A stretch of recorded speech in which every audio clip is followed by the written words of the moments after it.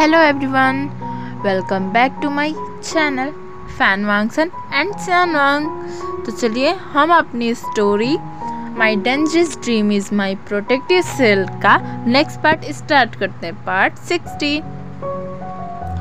तो हमने last part में देखा था कि सारे फ्रेंड्स मिलके एक बार जाते हैं जहाँ पर विंग के साथ एक अल्फा बदतमीजी करता है। तो जो वांगजी रहता है उसे बचाता है और अपने बॉडीगार्ड्स को बोलता है कि उसे लेके आओ।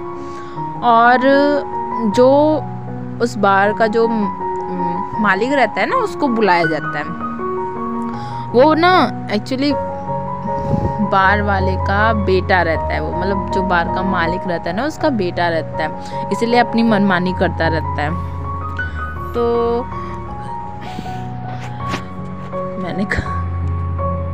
मैंने उसे अंकल बोल दिया था कल के पार्ट में, सॉरी गाइस। ओके, हम अपनी स्टोरी पे आते हैं। तो जो वांगजी रहता है ना, वो बोलता है आपके बेटे ने मेरे ओमेगा के साथ, मेरे पार्टनर के साथ, मेरी वाइफ के साथ इसने ज़बरदस्ती की, मैं इसके साथ क्या करूं। तो फिर वो जो मालिक रहता है ना, वो उसके घुटनों में बैठ जाता है और बोलता है कि माफ़ कर दीजिए सर, मिस्टर लैन प्लीज़ माफ़ कर दीजिए, मैं अपने बेटे की तरफ से माफ़ी मांगता हूँ। ऐसा बोल के वो झुक जाता है। फिर वो अपने बेटे को भी ना थप्पड़ मारता है और उसको भी नीचे घुटने पे बैठा देता है और फिर बोलता है कि माफ़ी मांगो मिस्टर लैन से और उनके ओमेगा से भी। तो जो वो लड़का रहता है ना, वो बोलता है मैं ओमेगा से माफ़ी क्यों मांगूँ, ओमेगास का काम ही यही होता है हम अल्फाज को सर्व करना, तो मैं क्यों मांगूँ माफ़ी। ये सुन के ना वांगजी को बहुत गुस्सा आता है। बोलते हैं अच्छा बेटा, ओमेगा का काम होता है सिर्फ सर्व करना, आज तुम सबको सर्व करोगे। ये सुन के ना वो जो लड़का रहता है ना, वो शॉक्ड हो जाता है कि क्या बकवास कर रहे हो, मैं एक अल्फा हूँ और मैं क्यों करूँ किसी को सर्व। ये बोल के वो ना मतलब अकड़ में खड़ा रहता है। ये सुनता है ना जब, तो फिर वहाँ पे मतलब जितने अल्फा बैठे रहते हैं, मतलब जैसे नीमिंजू, सुयांग और वेंचाओ, वेंसू, सब के सब खड़े हो जाते हैं। खड़े होकर उसके पास आते हैं और फिर वांगजी के पीछे खड़े हो जाते हैं, वो भी बहुत गुस्से में, एकदम डार्क ऑरा लेके। फिर उसके बाद ना मतलब जो सारे अल्फा रहते हैं ना, वो एक ईवल स्माइल करते हैं। उसके बाद नेक्स्ट सीन हम देखते हैं, वो जो लड़का रहता है ना, वो स्टेज पे खड़ा है और उसने गर्ल्स का ड्रेसअप किया है। मतलब उसने एक रिवीलिंग सा ड्रेस पहना हुआ है, जो कि कुछ ज़्यादा ही रिवीलिंग है। मुश्किल से ही कुछ चीज़ छुप रहे होंगे उसके, ठीक है। तो ब्लैक कलर का उसने वो ड्रेस पहना हुआ है, थोड़ा सा मेकअप भी किया गया है। फिर उसके बाद वांगजी ना उसको बोलता है कि डांस करो, मतलब कहीं समझ गए, उसको ज़बरदस्ती वो ड्रेस पहनाया जाता है और उसको वो खींच के लेके जाते हैं वो लोग और उसे डांस करवाते हैं। तो जब वांगजी बोलता है ना, तो फिर सॉन्ग स्टार्ट हो जाता है। उस बार में सारे लोग ना अलग हो जाते हैं, मतलब उस जगह से दूर हो जाते हैं और सब बस इस तमाशे को देख रहे थे। और जो ओमेगास थे ना, वो बोलते हैं कि बिल्कुल सही कर रहे हैं इसके साथ, ये बहुत ज़्यादा बदतमीज़ इंसान है, ये बहुत ओमेगास के साथ बदतमीज़ी किया है, मैं तो बहुत खुश हूँ आज इसके साथ ये हो रहा है। तो सब लोग इसी तरीके से उसको ना बहुत ज़्यादा इंसल्ट करते हैं, बहुत ज़्यादा उसको बोलते हैं। वो बहुत ज़्यादा ही मतलब सेम फुल कर रहा था कि एक तो उसने अल्फ़ा होकर के वो ऐसा ड्रेस पहना हुआ है, ऊपर से सारे लोग उसे कैसे बोल रहे हैं, तो भाई ऐसा काम ही क्यों करता है तू, मेरा कहना है ये। फिर उसके बाद वांगजी जब गुस्से में उसको बोलता है ना, तो फिर उसके बाद वो डांस करने लगता है। सारे ओमेगा और अल्फ़ा एंड बीटास जितना वहाँ पे लोग थे ना, वो सभी हंस रहे थे। इस तरफ विंग को ना एक दूसरे ड्रेस दे दिया गया था, जिसके कारण से वो अभी बैठा हुआ था, वहाँ पे शांति से बैठा हुआ था, उसके फेस पे कोई भी इमोशंस नहीं थे, वो बस शांति से बैठा हुआ था। उसके बगल में ही वांगजी उसे हक किया हुआ था और विंग भी उसको हक करके एकदम शांति से एकदम बैठा हुआ था। और बहुत ज़्यादा मतलब बहुत ज़्यादा, मतलब सब लोग उसको ना बहुत बहुत बोलते हैं उस अल्फ़ा को, और वो डांस भी कर रहा था। फिर वांग जी बोलता है कि इतने से नहीं चलेगा। फिर उसके बाद ना वांग जी कुछ अल्फाज को बुलाता है अपने बॉडीगार्ड्स में से ही किसी एक, मतलब बहुत ज़्यादा वो रहते हैं ना जो अल्फ़ा, मतलब दिमाग से सनकी टाइप अल्फ़ा, वैसे अल्फ़ा को बुलाता है वांग जी। वो आते हैं, करीब चार थे वो अल्फ़ा। फिर उसके बाद बोलते हैं, वो वांग जी रहता है, वो बोलता है कि इसको लेके जाओ और इसके साथ क्या करना है तुम लोग को अच्छे से पता है। तो फिर वो लोग ओके बॉस बोलते हैं। उसके बाद उसे बगल में ही एक कमरे में लेके जाते हैं और उस डोर को बंद कर देते हैं। उसके बाद से उस रूम से सिर्फ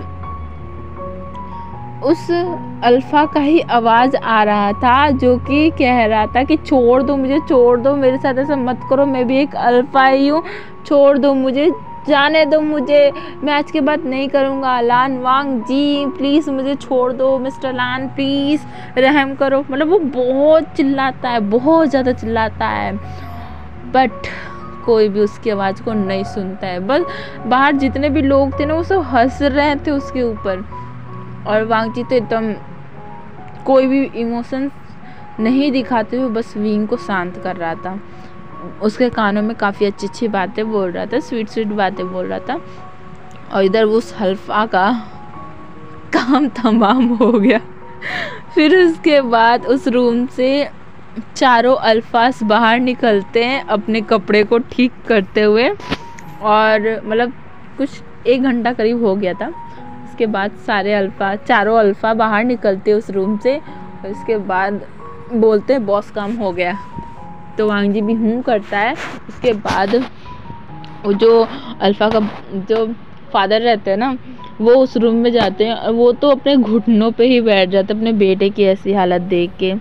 उसका अल्फ़ा बेटा का साथ ये सब क्या हो गया वो सोच रहा था। फिर उसके बाद वो बोला कि मैं कर ही क्या सकता हूँ, इसमें सारी गलती इसकी है, मैं क्या करूँ। फिर वो लान वांग जी के पास आता है और बोलता है मिस्टर लान प्लीज़ मेरे बार को कुछ मत कीजिएगा। तो वांग जी बोलता है इसका कुछ नहीं होगा, इसके साथ मैं कुछ नहीं करूँगा, तुम्हारे बेटे ने गलती की है और मैंने तुम्हारे बेटे को सज़ा दे दी है, अब आज के बाद वो किसी भी ओमेगा को टच नहीं कर पाएगा। ऐसा बोल के वो विंग को अपने गोद में उठा लेता है और वो उस बार से बाहर निकल जाता है। साथ ही साथ उसके जो ओमेगा फ्रेंड और अल्फ़ा फ्रेंड्स रहते हैं ना, सब उसके तरफ घूर के देखते हैं और बोलते हैं मतलब उसको वार्निंग वाला उंगली दिखा के वो लोग भी बाहर आ जाते हैं। फिर उसके बाद वो लोग अपनी अपनी कार में बैठते हैं और वांग जी के कार में लान सी चैन और वेंचिंग बैठी रहती है, और वांग जी और विंग वो दोनों पीछे बैठे रहते हैं और लान सी चैन और वेंचिंग आगे बैठे रहते हैं। लान सी चैन ड्राइव कर रहे रहते हैं, और वो लोग जब विंग और वांग जी को वो दोनों पहुंचा देते हैं वे मैंसन में, और वहाँ पे जब पहुँचते तो जो वांग जी रहता है ना, वो विंग को गोद में उठा के रूम में लेके जाता है, उसे लिटा देता है क्योंकि विंग कार में ही सो गया रहता है, और वांग जी अपने रूम में चला जाता है। अब हम नेक्स्ट सीन देखते हैं विंग का। विंग एक अजीब सी जगह पे अकेले खड़ा है, हर जगह सन्नाटा है, और विंग खुद को ऐसे हालत में देख के वो थोड़ा सा घबरा जाता है। फिर वो घबराते ही हुए वो आवाज़ देने लगता है, वांग जी, लंजा, लान वांग जी, लंजा क्या तुम हो यहाँ? लंजा तुम कहाँ हो? लंजा देखो मुझे बहुत डर लग रहा है, प्लीज़ तुम कहाँ हो, प्लीज़ कहाँ हो, आ जाओ ना। ऐसा बोल के वो धीरे धीरे आगे बढ़ रहा था। जब वो आगे बढ़ रहा था ना, तब अचानक से उसका एक पैर रुक जाता है। उसे एहसास होता है कि जैसे उसके पैर को किसी ने पकड़ा है। हाथों से। और जब वो डर मतलब वो इस एहसास से ना वो बहुत भयंकर डर जाता है। फिर वो अपने पैर की तरफ देखता है, वहाँ पे वो देखता है एक हाथ जो कि पूरी तरीके से काले, मतलब एक परछाई वाला हाथ, मतलब वो काले धुएं से बना हुआ वो एक हाथ है, वो उसके पैर को पकड़ा है।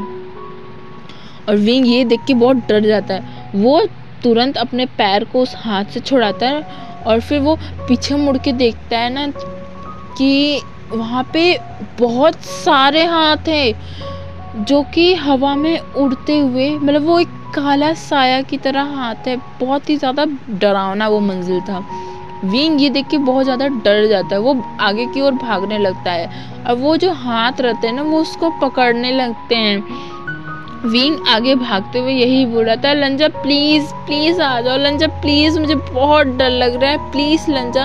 वो बहुत बोलता है। और इस तरफ ये जो हाथ रहते हैं ना ढेर सारे, मतलब वो बहुत ज़्यादा रहते हैं, बहुत ज़्यादा मात्रा में रहते हैं।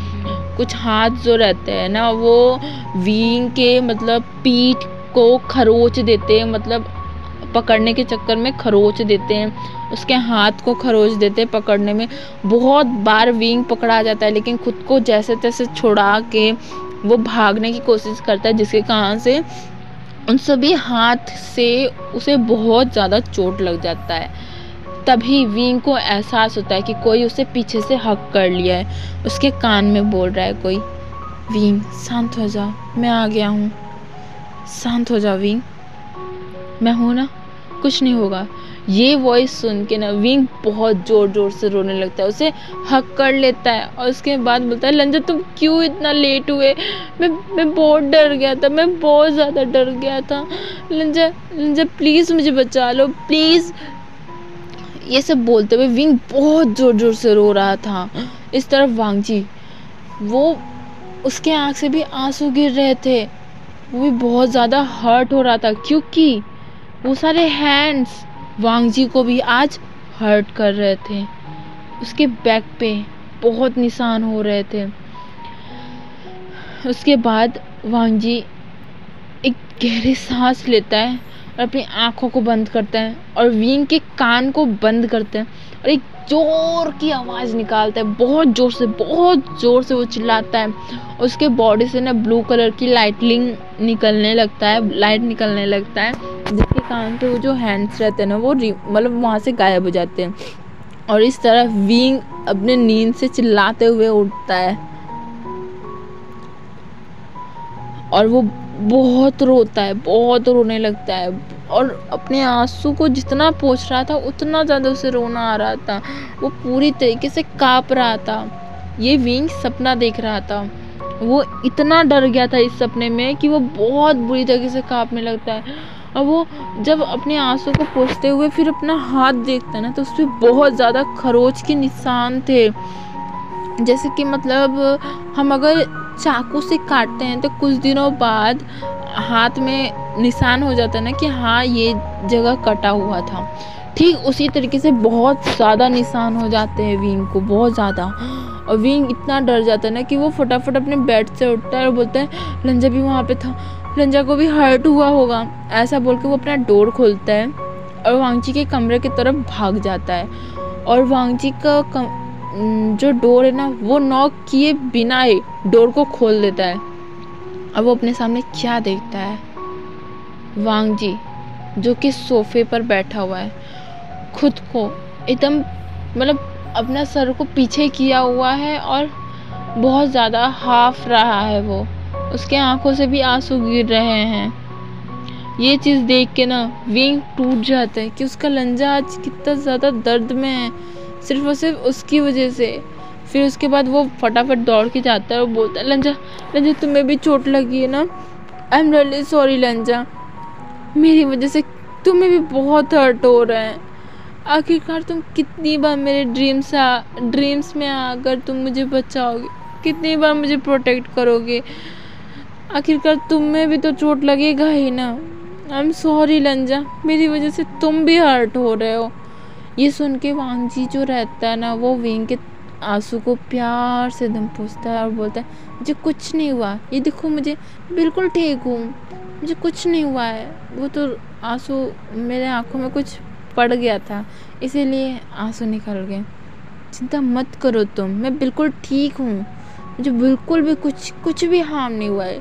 ये सुन के ना विंग और जोर जोर से रोने लगता है और उसकी आंखों से मोटे मोटे आंसू निकलने लगते।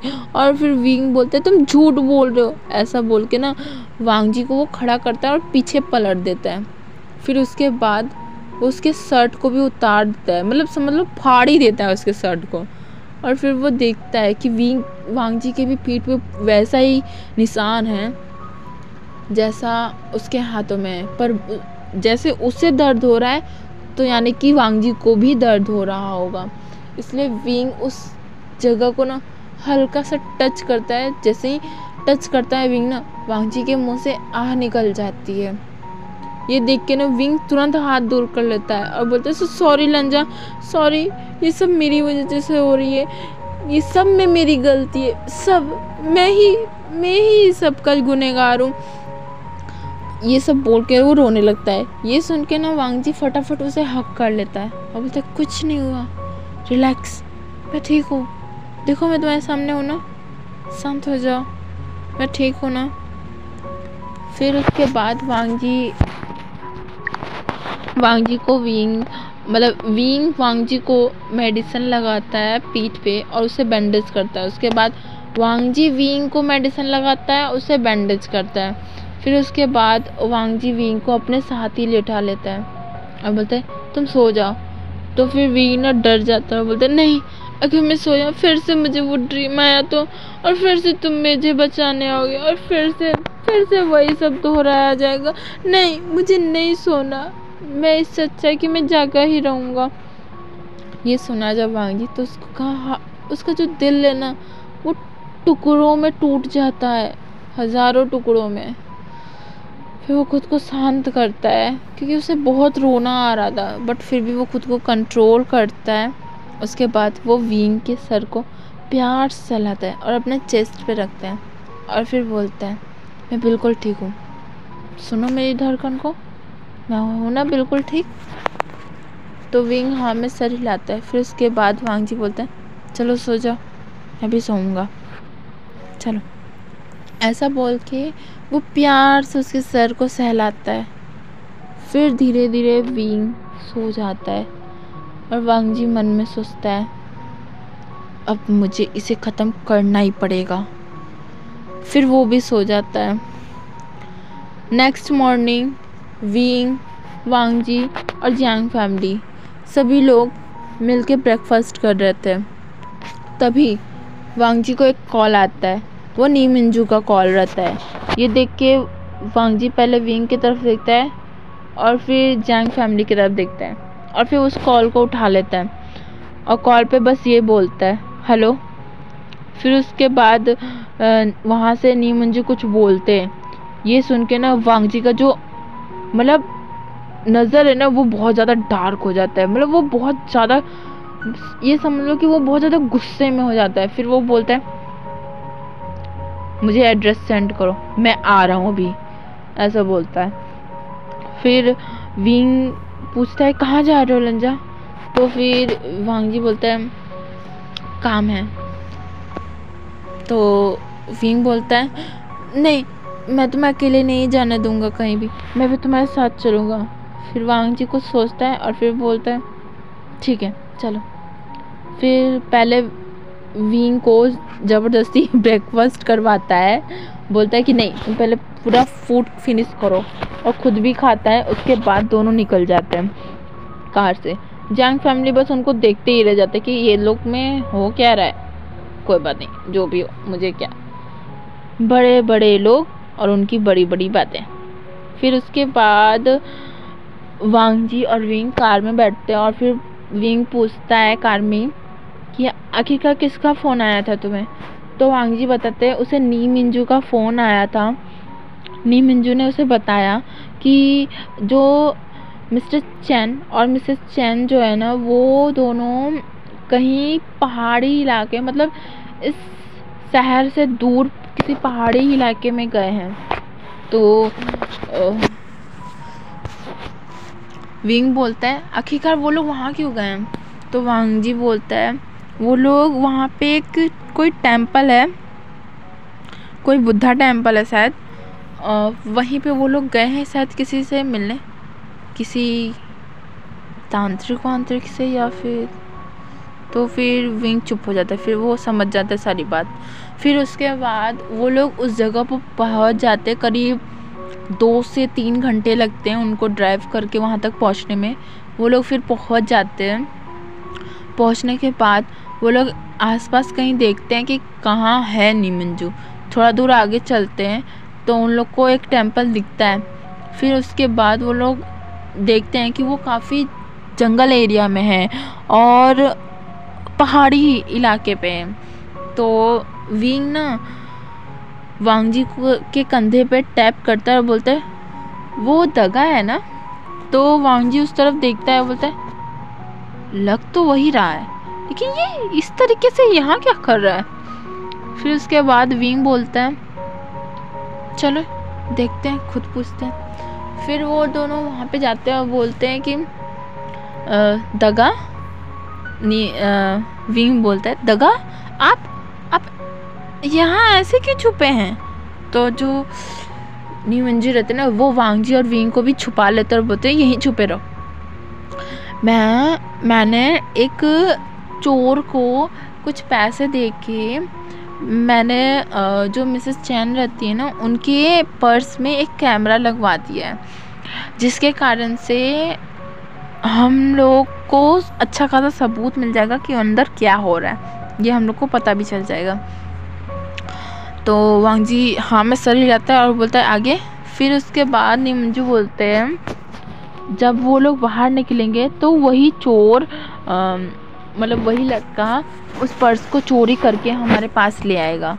तो वांग जी हाँ में सर हिलाता है। फिर उसके बाद वो लोग देखते हैं मंदिर की तरफ। तो जो थोड़ी देर बाद मिस्टर चैन एंड मिसेस चैन दोनों ही उस जगह से बाहर निकलते हैं और वहाँ पे एक आदमी रहता है, उससे वो लोग बात करते हैं कुछ। फिर थोड़ा दूर आगे आते हैं तो वो लोग सुनते हैं कि मिस्टर चैन बोल रहे हैं अच्छा अब हम चलते हैं, आप ध्यान रखिएगा, ऐसा बोल के फिर वो लोग जाने लगते हैं। तभी नीमिंजू उस चोर को जो कि उन्हीं के पास में एक पेड़ के पीछे छुपा हुआ था, उस चोर को इशारा करते हैं और वो चोर वहाँ से जाता है और मिसेस चैन का पर्स चोरी कर लेता है। ये देख के जो मिसेस चैन रहती है वो चिल्ला के बोलती है अरे चोर मेरा पर्स। तो मिस्टर चैन बोलते हैं क्या उसमें कुछ इम्पोर्टेंट चीज़ था? तो मिसेस चैन बोलती है नहीं इम्पोर्टेंट चीज़ तो नहीं था बट। तो फिर मिस्टर चैन बोलते हैं तो कोई बात नहीं चलो। तो फिर वो जो आदमी रहता है ना वो बोलता है अरे आए दिन यहाँ पे चोरी होते रहते हैं, क्योंकि यहाँ पे कुछ ज़्यादा गरीब लोग रहते हैं ना तो चोरी कर लेते हैं इसी तरह। तो फिर वो बोलते हैं कि कुछ इम्पोर्टेंट चीज़ तो नहीं ना था? तो फिर मिसेस चैन बोलती हैं नहीं ऐसा कुछ नहीं था। तो फिर वो हमें सर हिलाता है वो आदमी और फिर वो लोग अपने कार में बैठ जाते हैं और वहाँ से चले जाते हैं। फिर वो चोर जो है ना वो पर्स लेके नीमिंजू के पास आता है और नीमिंजू उस पर्स को खोलते हैं। पहले तो उस लड़के को कुछ पैसे दे देते हैं और उसे भेज देते हैं। उसके बाद वो नीमिंजू ना उस पर्स को खोलते हैं तो उसमें देखते हैं सिर्फ और सिर्फ मेकअप प्रोडक्ट्स थे। तो ना नीमिंजू अपना मुंह बना लेता है और बोलते हैं ये ओमेगास के पास कोई काम नहीं रहता है क्या? दिन भर बस मेकअप, कहीं भी जाओ मेकअप लेके जरूर जाना है, ऐसा वो बोलते हैं। तो ना थोड़ी देर बाद उनको रियलाइज़ होता है कि उनको कोई घूर के देख रहा है। तो वो देखते हैं कि लान वांग जी और विभूषण दोनों ही उनको घूर के देख रहे हैं। तो ना जो लान से चैन रहते हैं ना वो थोड़ा सा मतलब गल्फ करते हैं और बोलते हैं अरे नहीं विभूषण तुम तो बहुत क्यूट हो, तुम मेकअप नहीं करते, तुम बहुत स्वीट हो, मैं तुम्हें नहीं बोल रहा हूँ, मैं तो ये इस औरत को बोल रहा था, मिसेस चैन को बोल रहा था। तो ना वी एक आईब्रो उठाता है और बोलता है आपका ब्रदर भी ओमेगा है ब्रदर, सोच के। तो लान वांग जी उसको घूरते हुए बोलता है खबरदार मेरे ओमेगा को जो ऐसा कुछ बोला। तो नीमंजू बोलते एक तो काम करो, ऊपर से इन लोग का बात भी सुनो। फिर नीमंजू बोलते हैं अच्छा अब चलो यहाँ से, हम लोग का काम हो गया, अब इसे पुलिस को देना है। फिर वांगजी बोलता है इसे सुनो तो सही क्या है इसमें। तो वो लोग बैठ के उसमें सुनने लगते हैं। उसमें वॉइस था मिसेस चैन और मिस्टर चैन का और उस पंडित का, मतलब वो एक तीसरा पर्सन का। मिस्टर चैन एंड मिसेस चैन उस पंडित को बोलते हैं, मतलब उस आदमी को बोलते हैं कि उसके बेटी को, मतलब दोनों बेटी को अरेस्ट कर लिया गया है और उसके जो बेटियां रहते हैं ना वो बात को कबूल कर ली हैं कि उन लोगों ने यही किया है काम। तो वो जो आदमी रहता है वो बोलता है ठीक है कोई बात नहीं। तो फिर जो मिस्टर चैन रहते हैं वो बोलते हैं मुझे नहीं पता, अब तुम्हें उस लड़के को, उस वी वो सियान को ऐसा सपना दिखाओ, मतलब उसे इतनी डरावनी सपना दिखाओ ना कि वो इस बार तो पक्का ही मरे। तो वो जो आदमी रहता है ना तीसरा, वो बोलता है मैंने एक कोशिश की थी इस बार भी, बट बीच में वो एक लड़का आ गया जो कि खेल ही पूरा खराब हो गया, पर वो लड़का भी घायल हो गया है। तो जो मिस्टर चैन रहते हैं ना वो बोलते हैं शाबाश गुड, इसी तरीके से उन दोनों को ही घायल कर दो और मार डालो। तो वो भी हाँ में बोलता है, सर हिलाता है और बोलता है ठीक है मैं अपनी पूरी कोशिश करूँगा। फिर उसके बाद वो जो रहता है ना मिस्टर चैन और बोलते हैं मेरी गलती की वजह से उसके पेरेंट्स का डेथ हुआ। मुझे नहीं पता था कि उस कार में उसके पेरेंट्स हैं, मुझे लगा था कि मतलब ऐसा ही कोई होगा, और उन लोग की भी तो गलती है, वो लोग सामने से आ गए थे अपना कार लेके, फिर हमारा कार लड़ गया और फिर उनके कार का एक्सीडेंट हो गया। फिर मिसेस चैन बोलते हैं और हम लोग इतने डर गए थे कि हम लोग वहाँ से चले गए थे, हमें बिल्कुल भी अगर हम लोग वहाँ रुकते ना तो हम बहुत बुरा हो जाता है, इसीलिए हम लोग वहाँ से तुरंत चले गए। तो वो जो आदमी रहता है ना तीसरा, वो बोलता है कोई बात नहीं मैं देख लूँगा, बस मुझे पैसे दे देना, मैं उसे और भी बुरा सपना दिखाऊंगा। तो जो मिस्टर चैन रहते हैं ना वो बोलते हैं तुम्हें पैसे टाइम पे मिलेंगे, तुम बस अपना काम करो। तो वो आदमी भी हाँ बोलता है और फिर उनके बीच में थोड़ा और बातें होते हैं और फिर वो लोग चले जाते हैं। ये सारी रिकॉर्डिंग सुन के ना वांगजी को बहुत गुस्सा आता है, विंग को तो रोना आता है कि वो लोग उसके मदर फादर के कातिल हैं। तो जो नीमंजू रहते हैं वो बोलते हैं इतना सबूत काफ़ी है। उसके बाद बोलते हैं कि अब मैं जा रहा हूँ पुलिस स्टेशन उनके खिलाफ FIR दर्ज कराने। तो फिर जो वांगजी रहता है ना बोलता है ठीक है तुम जाओ मुझे कुछ काम है। तो नीमंजू बोलते हैं यहाँ कौन सा काम है तुम्हें। तो फिर वांगजी उसे घूर के देखता है, बोलते हैं ठीक है तुम्हारा मर्जी, तुम्हें रहना रहो मैं चल रहा हूँ, ऐसा बोल के वो वहाँ से चले जाते हैं। फिर वांगजी और विंग एक दूसरे की तरफ देखते हैं और फिर हाँ में सर हिलाते हैं। उसके बाद वो दोनों उस मंदिर की तरफ जाने लगते हैं। उस मंदिर में जाके वो जब अंदर चले जाते हैं तो थोड़ा दूर अंदर जाने के बाद वो लोग देखते हैं ये एक बुद्धा टेम्पल है, वो भी बहुत ज़्यादा प्राचीन है। तो विंग बोलता है एक बुद्धा टेम्पल इतना प्राचीन, वो भी यहाँ क्या कर रहा है, ऐसी जगह पे बुद्धा टेम्पल मुझे ठीक नहीं लग रहा है। तो फिर वांगजी भी हाँ में सर हिलाता है और बोलता है क्या ये सच में एक बुद्धा टेम्पल है या फिर कुछ और ही। फिर उसके बाद वो जो आदमी रहता है ना, वो जो तांत्रिक ही समझ लो, मैं उसे तांत्रिक ही बुलाती हूँ, ठीक है। तो वो जो तांत्रिक रहता है ना वो बाहर आता है, वो बोलता है तुम लोग कौन हो।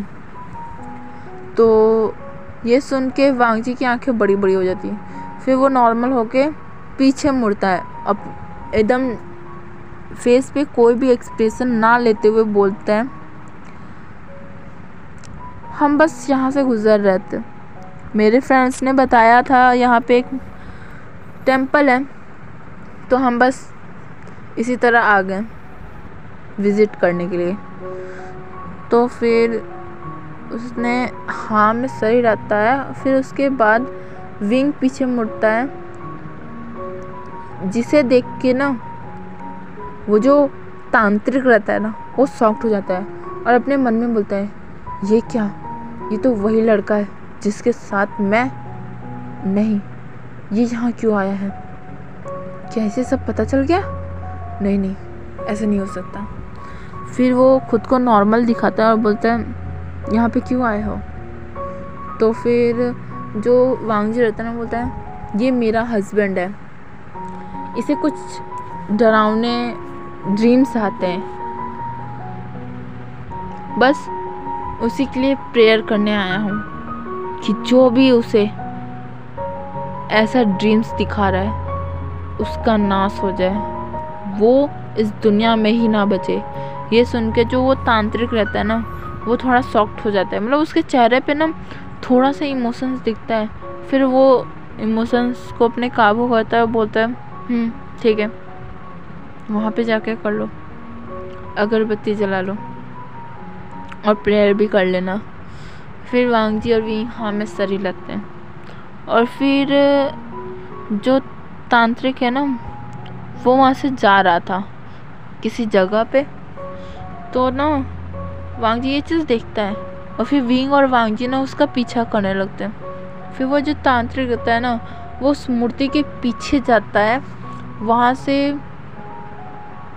एक डोर खुलता है और वो उस डोर के अंदर चला जाता है। वांगजी और विंग ये चीज़ देख के ना शॉक्ड हो जाते हैं कि मंदिर के अंदर एक सीक्रेट रास्ता, ये क्या कर रहा है। फिर उसके बाद वो भी धीरे से उसके अंदर चले जाता है, बहुत ही चुपचाप। फिर जब वो अंदर जाते हैं ना तो वो लोग देख के शॉक्ड हो जाते हैं, क्योंकि अंदर बहुत ही अजीबोगरीब चीज़ें थी। मतलब वहाँ पे बहुत सारी हड्डियाँ थी, साथ ही साथ वहाँ पे बहुत ज़्यादा गंदा स्मेल आ रहा था। साथ ही साथ वहाँ पे कुछ हाथों से बने डॉल्स थे और जिनमें मतलब सुइयाँ चुभाई गई थी, साथ ही साथ कुछ में नींबू चुभाए गए थे। कोई डॉल्स बहुत डरावनी थी, मतलब बहुत ही ज़्यादा अजीबोगरीब चीज़ें थी। ये चीज़ देख के ना विंग और वांगजी शॉक्ड हो जाते हैं। फिर उसके बाद वो लोग ये चीज़ का ना वीडियो भी बना रहे थे, तो ना वो जो तांत्रिक रहता है ना वो उन लोग को देख लेता है और बोलता है तुम लोग यहाँ क्या कर रहे हो। तो वांगजी ना उसका गर्दन पकड़ के उठा देता है और बोलता है तुम ये सब क्या कर रहे हो। तो वो जो तांत्रिक रहता है ना वो डर जाता है, क्योंकि वो वांगजी के अंदर से एक अजीब सा ही रोशनी निकलता हुआ देख रहा था। फिर जो तांत्रिक था ना वो डरते डरते बोलते हैं तुम्हें क्या जानना है। तो फिर वांगजी बोलता है तुम मेरे हस्बैंड के साथ ऐसा क्यों कर रहे हो। तो फिर वो बोल देता है कि मिस्टर चैन एंड मिसेस चैन ने की बेटी यहाँ पे आके उसे बोली थी कि वो ये सब करे इसके साथ। तो जो वांगजी रहता है ना वो बोलता है ये सब ठीक कैसे करे, जल्दी बताओ मेरे हस्बैंड को कैसे ठीक किया जा सकता है। तो जो वो तांत्रिक रहता है ना वो बोलता है पहले मुझे छोड़ो। फिर उसके बाद वांगजी उसे छोड़ देता है, बोलता है कुछ भी अगर गलत करने की सोचा भी ना तो मैं तुम्हें जिंदा नहीं छोड़ूंगा। ऐसा बोल के ना वो एक खंजर ले लेता है, वहीं पे रखा हुआ था पास में। तो वो तांत्रिक जो ना डर जाता है। फिर वो जो रहता है ना वो एक डॉल देता है, उस पे ना विंग की फ़ोटो लगी हुई थी और कुछ ज़्यादा सुइयाँ चुभाई गई थी, कुछ नींबू चुभाए गए थे, खून के छिट्टा थे, मतलब उसमें बहुत कुछ लगा भी था। तो ये देख के ना वो शॉक्ड हो जाता है कि उसके हस्बैंड के फ़ोटो के साथ क्या क्या ये लोगों ने खेल खेला है। फिर वो बोलता है कि तुम्हारा जो ये हस्बैंड है ना, इसे ठीक करने का बस यही तरीका है कि इस डॉल को जलाना होगा। तो वांग जी बोलता है इसे जलाओ। तो वो तांत्रिक डरते डरते वो कुछ मंत्र पढ़ता है और फिर उस डॉल को जला देता है, जिसके कारण से विंग को थोड़ा सा चक्कर आने लगता है। तो वांग जी उसे पकड़ लेता है। फिर वो बोलता है वांग जी तुम आखिर ये सब कर ही क्यों रहे हो? तुम्हारे पास अगर कुछ ताकत है तो उसे सही चीज़ में यूज़ करो ना। क्या ज़रूरत है तुम्हें ऐसे गलत चीज़ें करने में? कोई भी आके तुम्हें कहेगा पैसे कुछ देंगे और तुम गलत करने लगोगे काम। तुम एक मंदिर में रहते हो, तुम्हें समझ भी आ रहा है? तो वो तांत्रिक अपना सर नीचे कर लेता है। फिर वांग जी बोलता है मैंने यहाँ का फ़ोटो ले लिया है, अगर तुमने ये काम बंद नहीं किया ना मैं तुम्हें पुलिस में अरेस्ट करवा दूँगा। तो वो ना तांत्रिक डर जाता है और बोलता है नहीं नहीं नहीं, आज के बाद से मैं ये सब कुछ नहीं करूँगा, ये मेरा आपसे वचन है, प्रॉमिस है, मैं आगे कुछ नहीं करूँगा, मुझे माफ़ कर दीजिए आपके हस्बैंड के साथ ये सब करने के लिए। तो वांग जी हाँ में सर हिलता है, बोलता है दोबारा किसी के साथ ऐसा करना मत, वरना वो चाकू लेके ना उसके गले पे रख देता है और बोलता है एक पल भी नहीं लगेगा मुझे मारने में, और हाँ मेरी नज़र तुम पर है। तो फिर वो आदमी ना हाँ में सर हिलाता है और बोलता है मैं ये काम आज से ही बंद कर दूँगा। वो बहुत ज़्यादा डर गया था, पता नहीं क्यों, पर वो एक इंसान से डर रहा है, ये बात अजीब है ना। एनीवेज इसका भी राज खुलेगा आगे जाके। फिर उसके बाद जो विंग और वांग जी ना वो कार में बैठ जाते हैं और वो वापस घर चले जाते हैं। कुछ टाइम लगता है उनको घर पहुंचने में, फिर घर पहुंच जाते हैं। उसके बाद विंग तो बेहोशी हो गया था जैसे कि, तो इसीलिए विंग को उसके रूम में सुला देता है और वो अपने रूम में आता है और रूम में आता है। उसके बाद वो अपने पिलो के नीचे देखता है उस तावीज़ को, मतलब तालिस्मान को। तो उस तालिस्मान है ना वो वांग जी अपने हाथ में उठाया। जैसे ही वो हाथ में उठाया ना वो तालिस्मान धीरे धीरे धीरे धीरे जलने लगता है। ये देख के वांग जी याद करता है कि वो बूढ़ी माँ ने क्या कहा था, जब तुम्हारे पार्टनर का अगर ये प्रॉब्लम ठीक हो जाएगा, उसका ड्रीम ठीक हो जाएगा, तो तुम्हारा ये जो तालिस्मान है ना जो मैंने दिया है ये अपने आप ही जलने लगेगा, तुम चिंता मत करो, तुम्हें पता चल जाएगा। तो वांग जी हाँ में सर हिलाता है, क्योंकि वांग जी पूछा था उनसे कि आखिरकार मुझे पता कैसे चलेगा कि मेरा पार्टनर अभी ठीक है, तो उन्होंने यही कहा था। तो वांग जी अभी स्माइल करता है, एक सेटिस्फाई वाली स्माइल, थैंक गॉड मेरा विंग अब ठीक है। फिर वो वांग जी ना विंग के पास जाता है, उसे प्यार से सहलाता है, उसके प्यार से उसके पूरे फेस पे किस करता है, उसे हक करके सो जाता है। फिर थोड़ा सा शाम में उन दोनों की आंखें खुलती है, वो लोग सबके साथ बातचीत करते हैं और फिर डिनर करते हैं और फिर से सो जाते हैं। इस बार विंग को कोई भी ड्रीम्स नहीं आता है, वो चैन की नींद सोता है। इतने टाइम में पहली बार चैन की नींद सोता है और सुबह 8 बजे उठता है। जब वो 8 बजे उठता है ना तो उसको एहसास होता है कि उसके पास कोई है, उसके सर को सहला रहा है। तो विंग धीरे से अपनी आंखों को खोलता है तो वो देखता है कि वो वांग जी है, उसका हस्बैंड, उसका फ्यूचर हस्बैंड उसके पास है। तो उसे हक कर लेता है। तो वांग जी उसे फॉरहेड पे, चिक्स पे, आइस पे सब जगह किस करता है और फिर उसे बोलता है गुड मॉर्निंग वाइफी। तो विंग भी प्यार से उससे बोलता है गुड मॉर्निंग हस्बैंड। तो वांग जी पूछता है तुम्हें कोई नाइटमेयर आया? तो फिर विंग नाम में सर ही रहता है और बोलता है मुझे कोई नाइटमेयर नहीं आया। आज मैंने पहली बार, इतने टाइम में पहली बार चैन की नींद ली है। मुझे बहुत अच्छा फील हो रहा है लंजा। तो वांग जी हमें सर ही लगता है और बोलता है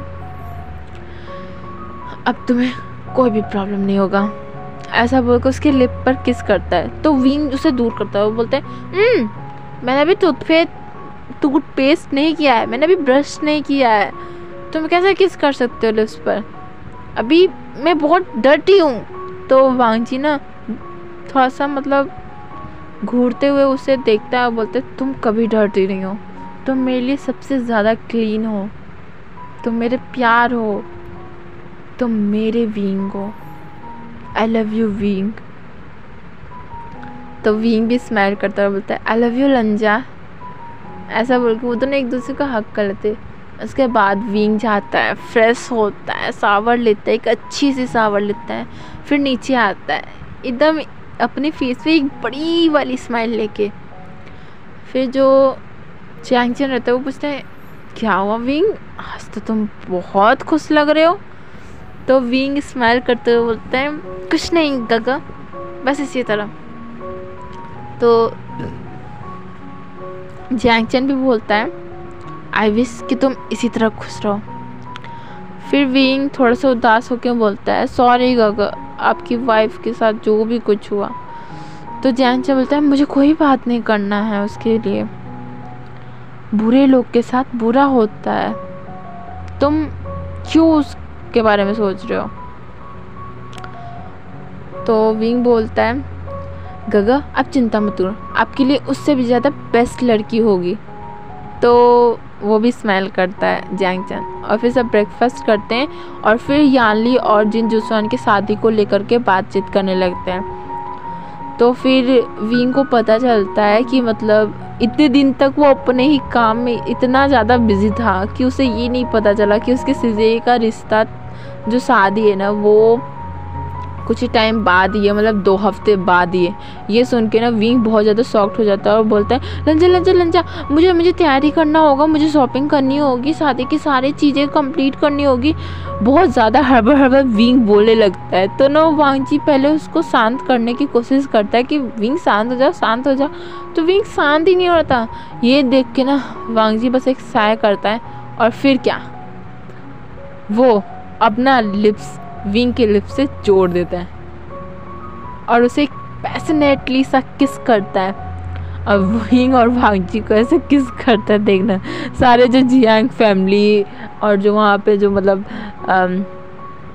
जितने भी वहाँ के मेट्स थे सब के सब अपने नज़रें झुका लेते, सब इधर उधर देखने लगते कि सबको साया फील होता है, सब लोग ऑकवर्ड फील करने लगते हैं। तो जब विंग पूरी तरीके से शांत हो जाता है क्योंकि वो शॉक्ड हो गया था वांग जी के ऐसे सडन एक्शन से, ऊपर से वहाँ पे सारे लोग थे, तो विंग पूरी तरीके से शॉक्ड हो गया था। फिर वांग जी उसको देखता हुआ बोलता है सब हो जाएगा क्योंकि मेट्स हैं और साथ ही साथ मैं कुछ लोगों को हायर भी कर लूँगा। तो विंग हाँ में बस सिर हिलाता है और फिर वांग जी उसे प्यार से अपने हाथों से ब्रेकफास्ट कराता है और विंग भी खुशी खुशी मतलब वो सॉफ्ट पोजीशन में ही ब्रेकफास्ट करता है। सो गाइस आज का पार्ट यहीं तक। आज का पार्ट कुछ ज़्यादा ही लंबा हो गया है, ये समझ लीजिए थोड़ा सा बोनस है क्योंकि कल मैंने नहीं किया था। एनीवेज आज का पार्ट आपको कैसा लगा आप लोग कमेंट करके ज़रूर बताइएगा और आपको क्या लगता है आखिरकार वो तांत्रिक वांग जी से क्यों इतना डर गया। एनीवेज ये सब हम नेक्स्ट पार्ट में देखेंगे। ओके तब तक के लिए मेरी वीडियोस को लाइक कीजिए, चैनल को सब्सक्राइब कीजिए और मेरी वीडियोस पे कमेंट करके ज़रूर बताइएगा आपको ये स्टोरी ये फैन फिक्शन कैसा लगा। Okay bye bye.